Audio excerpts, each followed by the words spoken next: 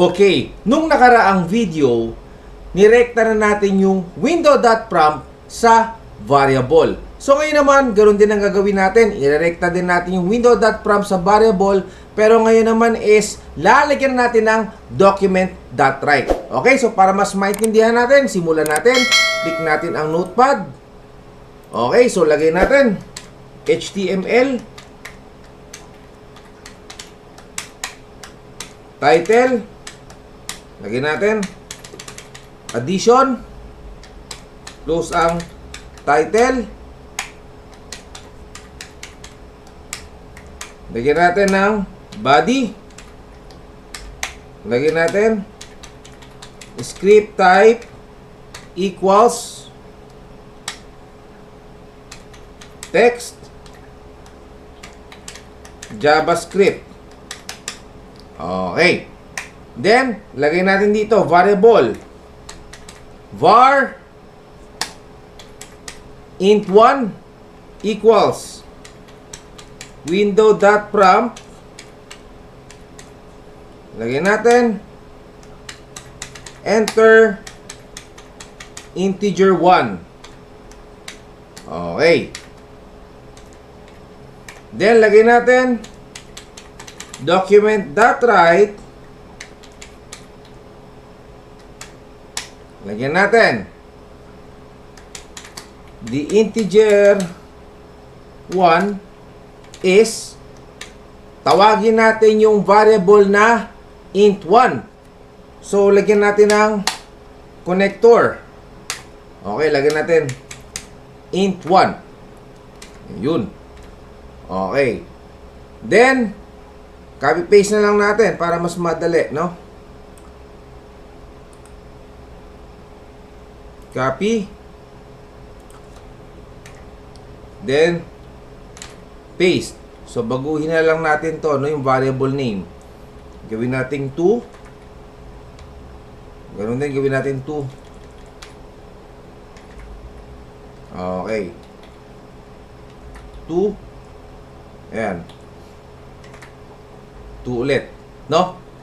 Then now, lagyan natin dito. Var sum equals eval, then int1 plus eval int2. Okay. Now, lagyan natin ngayon document.write.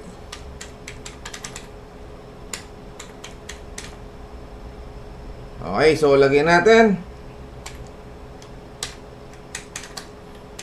the sum is. Okay. So lagyan natin ng connector.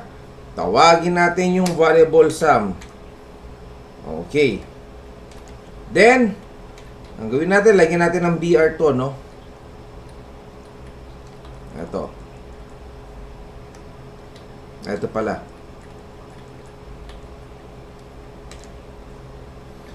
BR. Then, double BR dito.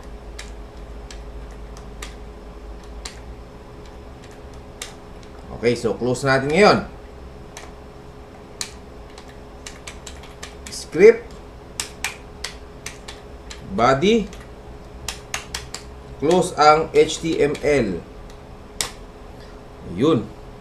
Okay, so subukan natin. File, save as. Lagyan natin desktop. Then, hanapin natin yung folder na JavaScript, yung ginagamit natin lagi. Okay, yun. JavaScript tutorial. Double click. So, lagyan natin dito. Addition.html. Okay. Save. Okay.